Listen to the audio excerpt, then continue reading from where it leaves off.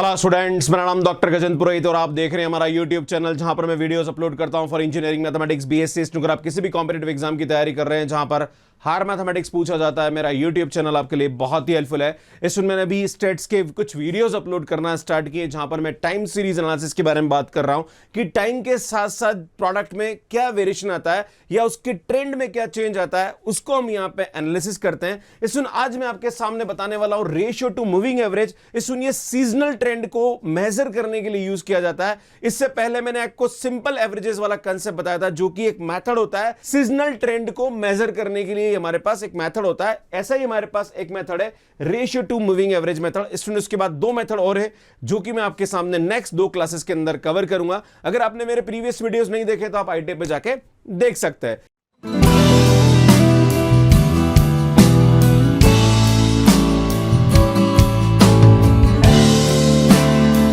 जो seasonal trend होता है उसको कैसे हम मेजर करते हैं, खास करके ऐसे प्रोडक्ट जिनकी जो डिमांड होती है वो सीजन के हिसाब से घटती है और बढ़ती है, उसके ट्रेंड को मेजर करने के लिए ये मेथड यूज किया जाता है और ये सबसे अच्छा मेथड माना जाता है सीजनल ट्रेंड को मेजर करने के लिए। सुन बताना चाहता हूं कि ratio to moving average method में जो हमारे पास डेटा गिवन होगा उस डेटा को आपको यहां पे एनालिसिस करना होता है। तो डेटा हमारे पास यहां पे क्वार्टरली भी हो सकता है और मंथली भी हो सकता है, पर नॉर्मली एग्जाम में जो क्वेश्चन आते हैं वो क्वार्टरली पे आते हैं। तो मैं आपके सामने सीधा क्वेश्चन लेता हूं और क्वेश्चन के बाद इस मेथड को एक्सप्लेन करूंगा तो आपको अच्छा समझ में आएगा, राइट।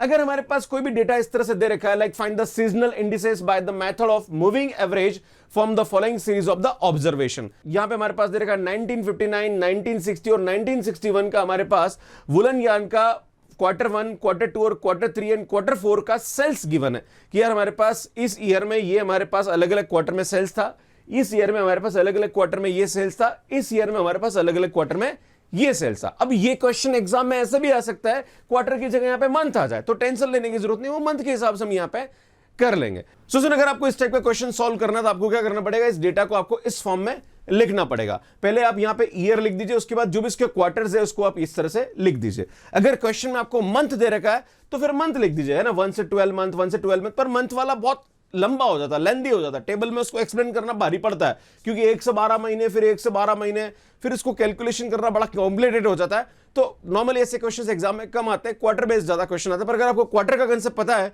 तो आप मंथली वाला कंसेप्ट भी कर सकते हैं, राइट। ये हमारे पास यहां पे क्या दे रखा है, हर एक क्वार्टर का सेल्स दे रखा है यहां पे कि भैया इस क्वार्टर में ये सेल्स था, इस क्वार्टर में ये सेल्स था। इस डेटा को हमने यहां पे क्या कर दिया, अलग तरीके से लिख दिया। 1959 में फर्स्ट, सेकंड, थर्ड का सेल्स हमने यहां पे लिख दिया इस तरह से। ये चारों हमारे पास ये आ गया, ये चारों हमारे पास ये आ गया, ये चारों हमारे पास ये आ गया, राइट। तो ये हमने यहां पे लिख दिया, क्लियर है। सुनो, अब हमारे पास क्या करना है, ये तो हमारे पास जो डेटा गिवन था वो हमने यहां पे लिख लिया। अब हमें आगे का काम क्वेश्चन सॉल्व करने के लिए करना है।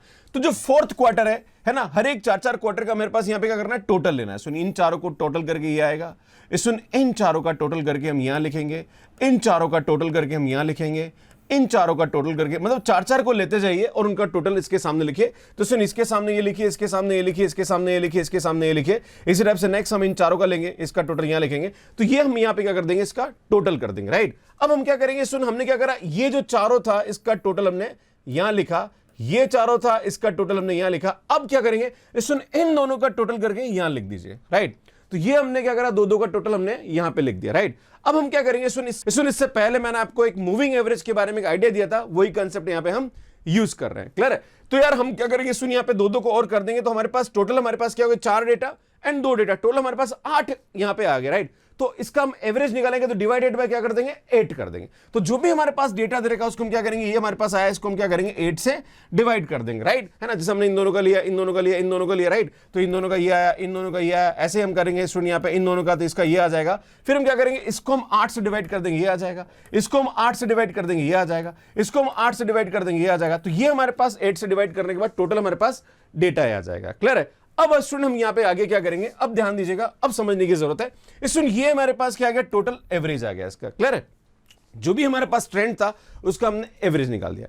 अब आपके पास अब आपको एक ध्यान देने की जरूरत है। इसमें जो ऊपर के जो 2 डेटा है ये हमारे पास यहां पे नहीं आएंगे एंड लास्ट के 2 डेटा आएंगे ये नहीं आएंगे, राइट। ये ध्यान देने की जरूरत है। तो स्टार्ट की जो 2 डेटा है वो हमारे पास खाली रहेंगे, लास्ट की दो एंट्री हमारे पास क्या रहेगी, खाली रहेगी, है ना। तो ये थोड़ा इसका डिसएडवांटेज भी रहता है कि पूरा जो हमारे पास ट्रेंड हम निकालते हैं उसके अंदर लास्ट के 2 सुन फर्स्ट के दो और लास्ट के दो डेटा को यहां पे मतलब इसकी कैलकुलेशन में कंसीडर कम किया जाता है, राइट। ये एक थोड़ा सा डिसएडवांटेज रहता है। अब हम क्या करेंगे, सुन ratio to the moving average निकालेंगे। तो ratio to the moving average क्या होता है, ये हमारे पास क्या था, सुन ओरिजिनल ट्रेंड था, राइट, है ना। ये हमारे पास सेल्स का ओरिजिनल ट्रेंड था और ये हमने एवरेज निकाल के निकाला, राइट। तो इसका परसेंटेज निकालेंगे, राइट। तो क्या होगा, सुन 79/93.38 इंटू 100 निकालेंगे।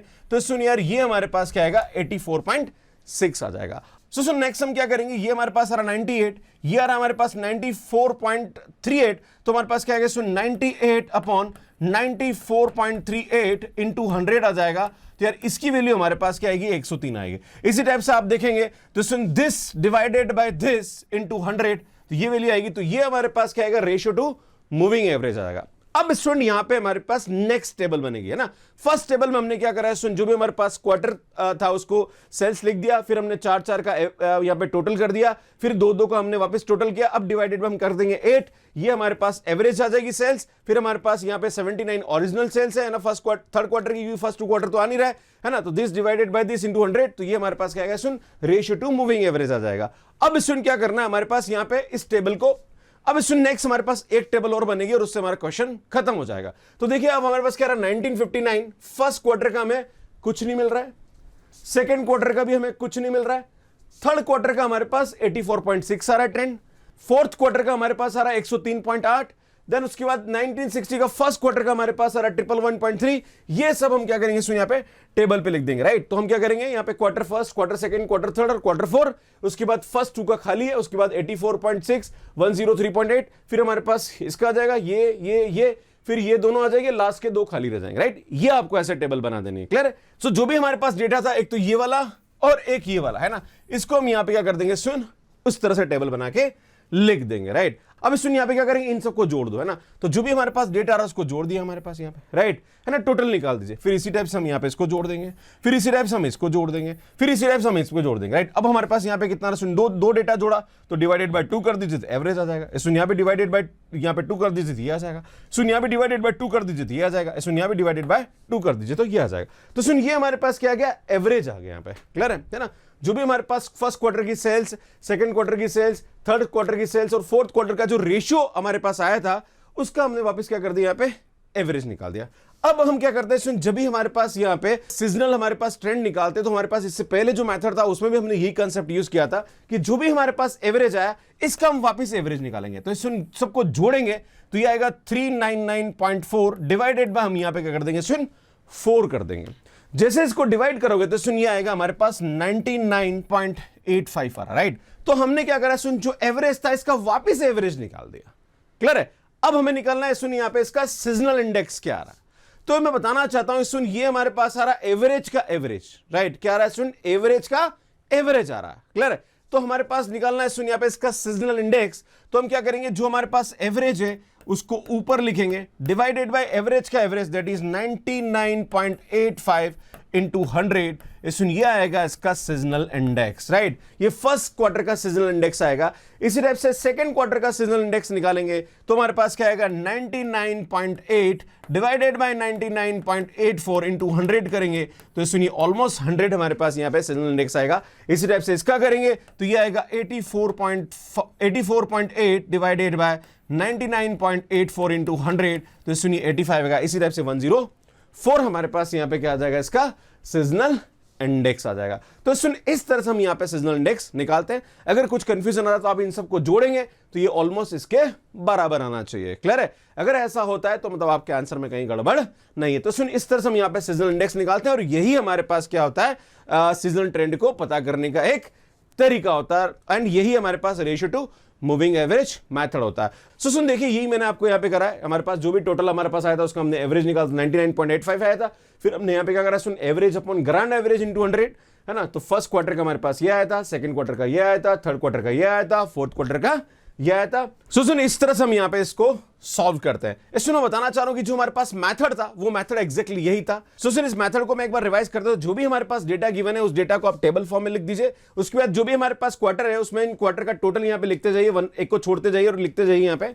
देन इसको हम क्या करेंगे, वापस दो को लेंगे, फिर ये हमारे पास इसका टोटल आएगा। यहाँ पे हमने 4 को लिया था, फिर यहाँ पे 2 को लिया तो टोटल हमारे पास 8 हो गया। तो डिवाइडेड बाय 8 करेंगे तो ये हमारे पास आ जाएगा तो ये हमारे पास यहाँ पे क्या आ रहा है स्टूडेंट, एवरेज आ रहा है, क्वार्टर एवरेज आ रहा है, और ये हमारे पास ओरिजिनल आ रहा 79 डिवाइडेड बाय 93.38, तो ये हमारे पास क्या आ जाएगा स्टूडेंट, इसका रेशियो टू मूविंग एवरेज आ जाएगा। अब इसको वापस क्या कर दिया स्टूडेंट, टेबल फॉर्म में इस तरह से लिख दिए। फर्स्ट 2 क्वार्टर का तो आएगा नहीं है ना, क्योंकि वो तो हम छोड़ेंगे यहाँ पे, राइट, और लास्ट 2 का भी छोड़ेंगे, फिर इसको हम टोटल कर देंगे यहाँ पे, तो ये आएगा डिवाइडेड बाय 2 करेंगे तो हमारे पास यहाँ पे एवरेज आ जाएगा। इसी टाइप से इसका भी हम यहाँ पे जोड़ के डिवाइडेड बाय 2 करेंगे, देन ये हमारे पास ग्रांड एवरेज निकालेंगे, तो इन चारों को जोड़ के डिवाइडेड बाय 4 करेंगे, ग्रांड एवरेज आ जाएगा। इसमें हम क्या करेंगे यहाँ पे, ग्रांड एवरेज को डिवाइडेड बाय 4 करेंगे तो 99.8 समथिंग आएगा, और 99.8 का ये हमारे पास क्या है एवरेज आ रहा 110.7 डिवाइडेड बाय 99.8 इंटू 100, तो यार ये हमारे पास सीजनल इंडेक्स आ जाएगा। इसी टाइप से हम चारों का सीजनल इंडेक्स निकाल देंगे। अगर हमारे पास कभी भी क्वेश्चन में हमारे पास मंथली डेटा दे रखा है तो टेंशन लेने की जरूरत नहीं है। यहाँ पे हमारे पास फर्स्ट, सेकंड, थर्ड, फोर्थ ऐसे हमारे पास मंथ आ जाएंगे। मंथ में फर्स्ट के 2 छोड़ देंगे, लास्ट के 2 छोड़ देंगे, फिर वही हमारे पास यहाँ पे तरीका यूज करते हैं। नॉर्मली कंसेप्ट वो का वही है, बस यहाँ पे डेटा उस वाले केस में ज्यादा हो जाएगा। सो सुन, थैंक यू सो मच। कैसा लगा आपको वीडियो प्लीज कमेंट करके जरूर बताइए। सो सुन, जो नेक्स्ट मेथड है वो है रेशियो टू ट्रेंड मेथड। बहुत जल्दी उस पर मैं वीडियो अपलोड करने वाला हूं, और स्टेट्स का पूरा कंटेंट मैं आपको बहुत जल्दी देने वाला हूं यहाँ पे, तो बने रहिए आप मेरे साथ। अगर आपने स्टेट्स के मेरे पुराने वीडियोस नहीं देखे तो यार यहाँ जाके पूरी प्लेलिस्ट में जाके देख सकते हैं। अगर आप CSIR नेट, गेट और IIT जेईई एग्जाम की तैयारी कर रहे हैं, अपने कंसेप्ट को बहुत अच्छा करना चाह रहे हैं, तो मैंने अभी एक सीरीज स्टार्ट करी फाउंडेशन, वो आप यहां जाके देख सकते हो, और यहां जाके चैनल को सब्सक्राइब कर सकते हैं। आप सभी का बहुत बहुत धन्यवाद। Thank you, bye bye.